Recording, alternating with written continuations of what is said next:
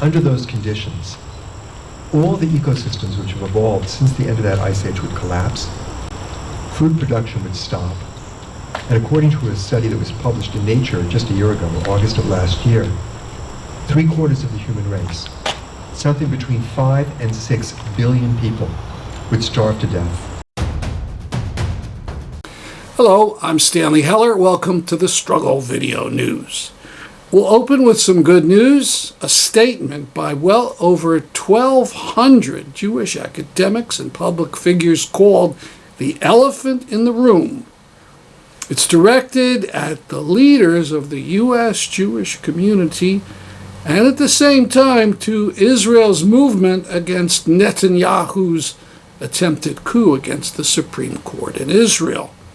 A key sentence in the letter is, "There cannot be democracy for Jews in Israel as long as Palestinians live under a regime of apartheid." Two comments. Using the word apartheid in talking about Israel is no longer just something mentioned by the far left and human rights groups, but is now commonplace. Two, there's now a large chink in what people thought was wall-to-wall support for Israel among U.S. Jews. Let's expand that chink into a chasm. Now another in the endless examples of apartheid in Israel. Consider last week, a settler shot to death 19-year-old Palestinian Qusay Jamal Mitan. The killing took place in the West Bank village of Burqa during a settler invasion on August 4th. Elisha Yared, who police think was involved, was arrested, but then released on house arrest while the homicide case was being investigated. Do you think a Palestinian would be given such lenient treatment if the facts were reversed? Just compare the treatment to Muhammad Burnat, son of the leader of the resistance in the village of Be'elin. Years ago, I personally took part in one of the peaceful marches there, demanding return of land to the village. The younger Burnat has been in prison for 23 months without a trial. I don't know the particular nonsense charge against him, but it certainly did not involve a killing. By the way, the younger Burnat's arms and legs became temporarily paralyzed. His father is insisting treatment in a hospital right now. We'll have coverage of Mazen Kumsia's talks in Connecticut next week, but we want to show you 30 seconds or so of a gesture that was made at both events, a call for justice for Muhammad Tamimi, the 2-year-old shot dead in Nabi Saleh. The Israeli soldiers involved were almost immediately absolved of all criminal responsibility. People at both events in Connecticut held up signs with Muhammad Tamimi's picture on it and chanted for justice.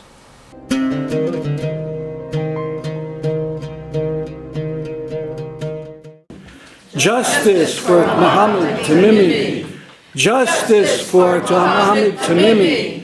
Justice for Muhammad Tamimi.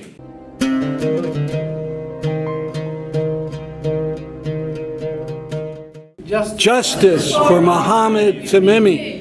Justice for Muhammad Tamimi. Justice for Muhammad Tamimi.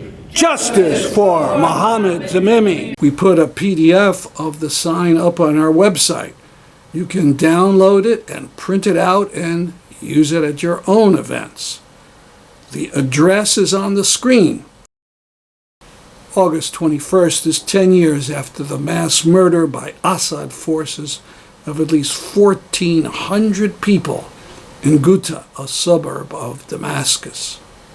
You may remember photos of row after row of children dead from sarin gas poisoning, from shells slammed into different sections of Ghouta. There will be vigils to mark this around the world. One will be in Connecticut and Hartford on Monday, August 21st at noon at the Old State House. Set your GPS to 1 Market Street. Besides demands for prosecution of the murderers and compensation, the vigil will be calling for freedom for the prisoners in Assad prisons and free entry into Idlib, Syria for food and other supplies. Attend the vigil if you can. First notice of an event, September 11th, to remember that other massacre on that date, one involving some U.S. government officials. We're talking about the fascist coup in Chile, September 11th, 1973. The film will be shown at Southern Connecticut State University, called The Resurrection of Victor Jara. Jara was a singer, well-known, brilliant singer, who was killed in the soccer stadium in Santiago. The film will be shown September 11th, 1 o'clock at the Adante Student Center. No charge. More details will be upcoming. The rest of today's program will be about the threat of nuclear war. We covered a program in Hartford, Connecticut on August 6th. August 6th, that date in 1945, when an atomic bomb was dropped on the city of Hiroshima, Japan, killing tens of thousands of civilians. We'll begin with the featured speaker, Ira Helfand. Now, it gives me great pleasure to introduce our next speaker, Ira Helfand. He's a doctor and member of the International Steering Group of the International Campaign to Abolish Nuclear Weapons, or ICAN. The ICAN is a recipient of the 2017 Nobel Peace Prize. Ira is the immediate past president of the International Physicians for the Prevention of Nuclear War. Thank you, everyone, and thanks, everyone, for coming tonight on this anniversary. You know, among the many wonderful people who I've had a chance to meet through my work preventing nuclear war, the one who I think about particularly on this anniversary is Setsuko Thurlow, who some of you may have heard speak. She is a hibakusha, lives in Toronto, Canada, and has played a very major role for decades in the effort to prevent nuclear war. She spoke in Oslo representing ICAN when we received the Nobel Peace Prize in 2017, and also earlier that year had spoken at the UN at the special session of the UN that adopted the Treaty on the Prohibition of Nuclear Weapons. Setsuko was 13 on August 6, 1945.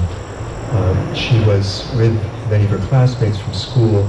I think they were rolling bandages. They were in a building separated from her family when the bomb exploded, and she was buried in the rubble and was able to dig herself out with some help from people who came along. Most of her classmates did not survive. They died in the rubble. And over the next few days, she saw many friends and relatives die from the injuries they received from the bomb went off. Setsuko has spent the last 78 years since then retelling her story over and over and over again. And I think she's just an incredibly generous and courageous person to have done this. Anybody who lived through what she lived through that day could be forgiven if they chose to just put it out of mind and forget about it and try to move on with their life. But Setsuko hasn't done that. She has made herself live through this terrible trauma repeatedly so that she could share with as many people as possible the reality of what nuclear weapons can do. And she's done this not to draw attention to the suffering of the hibakusha in its own right, but always looking to the future, telling this story in the hope that we would never, any of us, have to go through what she had gone through. That we would somehow figure out how to prevent nuclear war and eliminate these weapons once and for all. And in 2017, she said with tears in her eyes that much of her dream had been realized when the TPNW was adopted. And it was an enormous step forward. First time countries of the world coming together to say that not just the use of nuclear weapons, but the simple possession of these weapons was a crime against humanity and should be outlawed. But as we know, the TPNW is a means to an end. That end has not been achieved yet. The 9 countries which have nuclear weapons did not participate in the negotiations, and they remain outside of the treaty. And so the job, I think, today is now to use the TPNW as leverage to bring those 9 countries into compliance with the treaty's provisions, to get them to enter now into negotiations for the verification mechanism, the enforcement mechanism, the timetable to actually dismantle their nuclear arsenals. And as Joe Osman pointed out before, here in the United States, we've started a campaign back from the brink to do that. It is particularly important that we build this campaign and achieve this success, because the danger of nuclear war is greater today than it's ever been. This was the assessment of people like William Perry, former Secretary of Defense, back in 2018, well before the Russian invasion of Ukraine. And that invasion has, of course, dramatically increased the danger of nuclear war. But it's not just the situation in Ukraine that we need to worry about. Relations between the United States and China are the worst they have been since the 1970s. And it is quite possible that if things continue on the course they are on today, we will go to war with China over Taiwan at some point in the near future. And that war will almost certainly develop into the use of nuclear weapons. The situation in Korea remains extraordinarily unstable and dangerous and could escalate to nuclear war. And the situation in South Asia, between India and Pakistan, which we pay almost no attention to here in the United States, may be the most dangerous of all. There is fighting on the border between India and Pakistan almost every day, and no one who follows events closely in South Asia would be surprised if that low-level conflict escalated to a full-scale war. And if that happens, that war will also almost certainly involve the use of nuclear weapons. Now, as the danger has grown, our understanding of how bad nuclear war would be has also grown. We now understand that it is not just the immediate effects of these weapons, nor even the radiation that they would spread, but the climate disruption that they would cause. For the last 15, 18 years, climate scientists have been sounding the alarm, telling us that a large-scale war between the United States and Russia would put 150 million tons of soot in the upper atmosphere, block out the sun, drop temperatures across the planet an average of 18 degrees Fahrenheit. In the internal regions of North America and Eurasia, the temperature would drop 45 to 50 degrees Fahrenheit. That would bring us to temperatures we have not seen on this planet since the coldest moment of the last ice age, 18,000 years ago. And under those conditions, all the ecosystems which have evolved since the end of that ice age would collapse, food production would stop, and according to a study that was published in Nature just a year ago, August of last year, 3/4 of the human race, something between 5 and 6 billion people, would starve to death in 2 years in the ensuing famine. That same study showed that even a much more limited nuclear war, as might take place between India and Pakistan, would put enough soot into the upper atmosphere to drop temperatures across the planet about 5 degrees Fahrenheit. Not enough to create a nuclear winter, but enough to trigger a global famine that would kill not 5 to 6 billion people, but 2 billion people, including 130 million people here in the United States. And that famine would end civilization as we know it. So the stakes could not possibly be higher. We are facing an existential threat to our survival as a species, and certainly to our survival as a civilization. The danger is not remote or theoretical. It is something that we live with every single day, that we allow these weapons to continue to exist. Now, the good news is that we don't need to let that happen. Nuclear weapons are not outside of our control. They are not a force of nature. As I have told many audiences, it is not as though an asteroid is coming at this planet and there's nothing we can do about it. These are little machines that we have built with our own hands. They're about the size of the chairs we're sitting in tonight. We've dismantled more than 50,000 of these weapons already, and we know exactly how to do it. All that is lacking is the political will amongst the countries which have these weapons to give them up. With the onset of the Ukraine war, there has been increased attention to this issue. The Back from the Brink campaign has been quite successful across the country. We've gotten resolutions passed in more than 60 major cities, in 7 state legislative bodies. HRS 77, which Joe spoke to us about earlier, has been endorsed now, co-sponsored, by 37 members of the House of Representatives, which is an extraordinary number for a resolution that's only been out there for a few months' time. There is some substantial momentum in this movement to eliminate these weapons. Just this past week, 138 medical journals agreed to publish simultaneously over the next month an editorial calling for the complete elimination of all nuclear weapons. Because it's an international effort, it did not mention Back from the Brink specifically, but the call to action in that editorial is closely modeled on the Back from the Brink platform. And it is quite striking that this has happened. Normally, medical journals will go to great lengths to make sure that anything they publish has never appeared anyplace else before. And so for 138 journals to agree to publish the same piece is a powerful statement to their concern and their commitment that we do something about it.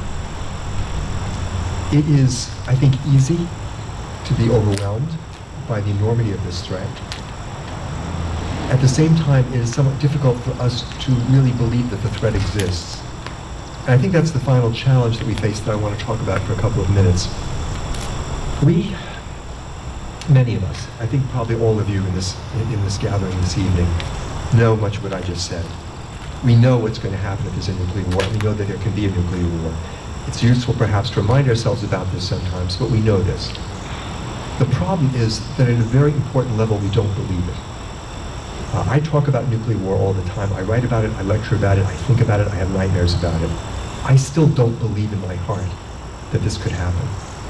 I look around me at the world that we have been given, this beautiful planet, this wonderful society that we have been able to create for all its flaws, an extraordinary, miraculous achievement. And I can't believe that all of this could be destroyed in a moment's time. But that's what we need to do. We need to figure out how to believe that this really is at stake. Because it is belief that motivates, that drives our actions. And until we believe that all that we cherish is at stake, we're not going to take the action that we need to get rid of these weapons. If we do take this action, I think we have every reason to be hopeful. There's no guarantee that we'll succeed. If the Back from the Brink campaign gets the United States government to launch an initiative to begin the negotiations with the other nuclear armed states, maybe they won't go along. We don't know. But there's no reason to anticipate that, to expect that will be the result. And there's every reason to hope that they will respond favorably, because we've had this experience once before. In 1983, we were on the brink of nuclear war. We almost went to war twice. And yet, within 2 years, President Reagan from the United States, President Gorbachev from the Soviet Union, sat down and said nuclear war can never be won, and it must never be fought. And it was a complete change in the nuclear position, nuclear policy of both of these countries. And if that could happen then, at the height of the Cold War, with all the animosity existing between the US and the Soviet Union, we can make it happen again. So I think we need to approach this problem with an appropriate level of fear, with a sense of anxiety, and with a sense of hope. And we need to understand that while a tremendous responsibility sits on our shoulders because of the situation that exists and the fact that we know about it and therefore are responsible for doing something about it, that responsibility is, I think, also something which we should view as an extraordinary gift. Every one of us wants to do something good with our life. We want our lives to matter. Those of us living today have been given the opportunity to save the world. And there is nothing better that anyone can ever do in his or her life than save the world. And no one of us is expected to do this all by ourselves, but neither is any of us permitted to step back from that portion of the work which is ours to do. And I truly believe that if each one of us sits down and figures out, what can I do, and then does that part of the work which is ours to do, we will be successful, and sometime in the very near future, we will be able to look ourselves in the mirror and say, in truth, I helped save the world. I was raised in the Jewish tradition. There's a passage in the Hebrew Bible which I like to reference when I close my remarks. It's reported in Deuteronomy that God said, "Behold, I have set before you life and death. Therefore choose life, that you and your children might live." That is literally the choice before us today, before all of humanity today. So let us resolve to choose life, to choose wisely, to act with courage and determination, so that indeed our children might live. Thank you.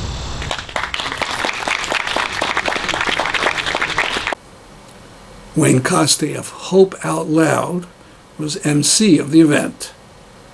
So this is probably about the 60th or so gathering of the Hartford area to remember the events of Hiroshima and Nagasaki.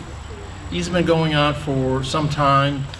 Eric remembers when there was a march that would go around a significant part of Hartford to illustrate the size of a nuclear bomb in the Hartford area, what it would actually mean as far as total devastation. But for what we're trying to do here tonight is remember the events of Hiroshima, of Nagasaki, to reflect on those and to call for a shared call for the abolition of nuclear weapons. We have a program with music and poetry, some news, and some inspirational words about things that are going to be forthcoming. I want to talk a little bit about, as part of my introduction here, talk about one of the things that I have touched. I have gone to Hiroshima and I've gone to Nagasaki, to the museums. I've talked to the people who were the docents there, who remembered the events of those years after the bombing, and some of them were actually survivors of the bombings. This particular t-shirt came from the Hiroshima Museum. The Hiroshima Museum has two sides of it. One across a vast courtyard, and there's many other things within the city Peace Park. But one of the sides has a recounting of the destruction of the city, of what buildings that used to be there, the people that were there. The other side is kind of has more of a historical research feel to it. And I found some very interesting things in that part of the exhibits that I thought were very worthwhile to understand. Something that was going to be amplified when I would go down to the Nagasaki Museum. When we went to the Nagasaki Museum, there was several displays that focused on some of the particular horrors of the event. And I'm not talking about the devastation, I'm talking about the planning. The planning for Hiroshima and Nagasaki were to save several cities from the devastation of the bombing. And the purpose was so that when the bombs were dropped, they would not have to account for damage done by conventional weapons. They could just say this is what happened because the bombs were dropped. So the cities that were selected had various geographies. Hiroshima was in a valley. Nagasaki was in a valley. Hiroshima was a plain. No mountains or structures around. And these were of great interest, how the bombs would affect those cities in those ways. And this leads into the horrors of Hiroshima and Nagasaki. These were not particularly military-focused cities. They were, in fact, civilian targets for experimentation. There was many reasons that were given for it. It would hasten the end of the war.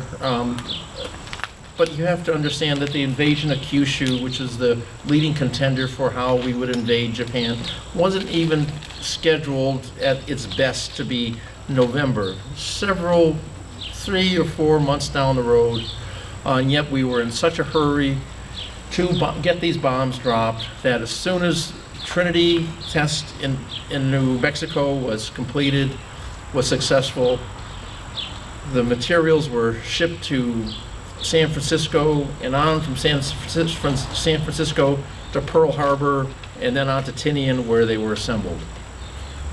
The sea speed record that the ship sent, the battleship that delivered these to Pearl Harbor, still stands today as the fastest trip ever. Someone was in a hurry to get these bombs dropped, and with the impending invasion of Japan occurring 3 or 4 months at the soonest, it doesn't seem to have been quite such a it didn't seem to be as if that was what was needed to be done right then. So there could have been time for negotiations, but there weren't. Now with that as kind of a backdrop to, I think, one of the themes here is that the destruction that can be wrought by nuclear weapons is a destruction that is targeted mostly at civilians. Almost very little of it can actually have military purposes, and so there's a lot of fear that goes into setting the targets, letting people know that we have these weapons, and if they ever do get used, the populations that are targeted will feel the brunt, and then we will all feel the rest of the world will feel the repercussions that could be civilization ending, which is a great concern for us. And, I don't want to dwell too deeply on this. The main purpose of us getting together is to inspire ourselves to reach for a world in which there won't be a need for nuclear weapons, and that the nuclear weapons that we do have that can wreak such devastation will in fact be put aside and will be put in a way that they will not be usable and be used. A few weeks ago, we reported on the Golden Rule, the anti-nuclear sailing craft that had made its way up the East Coast. Now we'll hear another perspective from two people who spoke August 6th, who were involved with the project. So I said I just solicited Danny, who's here tonight and was on the Golden Rule with us, and it's amazing to have young people in our midst. So I asked her if she would do the sharing a little bit about the Golden Rule, and here she is from Central Connecticut State University. Thank you very much for the introduction, Barbara. It's definitely a pleasure to be here and to be involved in the midst of everybody here. And as was expressed earlier by Wayne, a lot of the horrors that a lot of these individuals faced, and that is the reason why the sailboat's main captain, the one who truly organized everybody, he was a Quaker himself. He recognized, he even left in the middle of him almost being able to receive a full tenure. He left that, and he gathered a ship, went out there to stop them from testing nuclear arms, and that is how the Golden Rule really got its momentum. Now it had a couple of rebirths now. It sank one time, and another time it was just completely deserted. But Veterans for Peace, they took it upon themselves to restore the message and the mission of the original captain, and to continue taking those trips, continue to sail around the world, bringing attention and really gaining an audience for what is happening that is impacting plenty of people.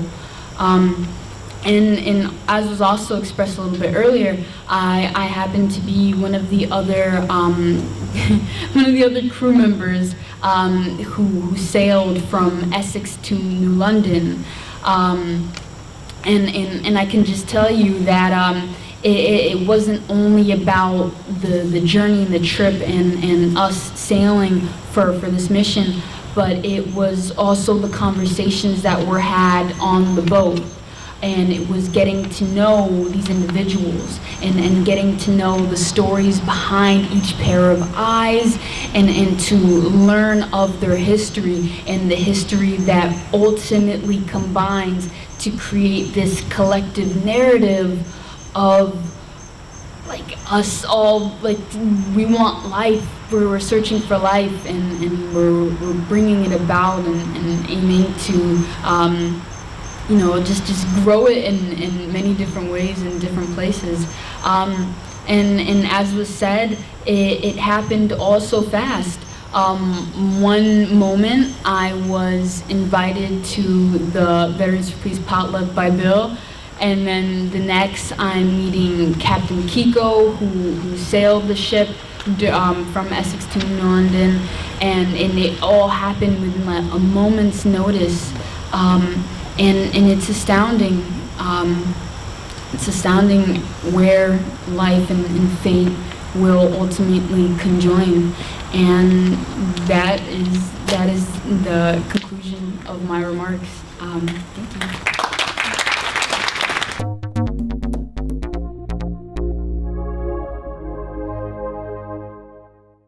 After the talks, a ceremony involving lighted electric candles to make up a peace sign. $5.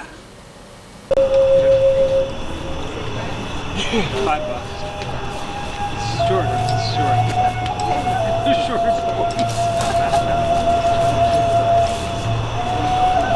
Thanks for saying that about that.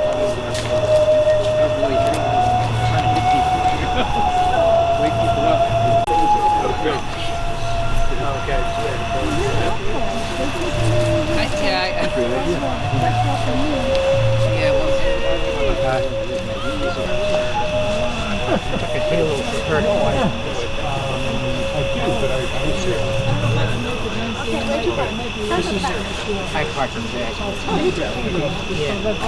That's our program for today. See you next week at this time. I'm Stanley Heller for the Struggle Video News.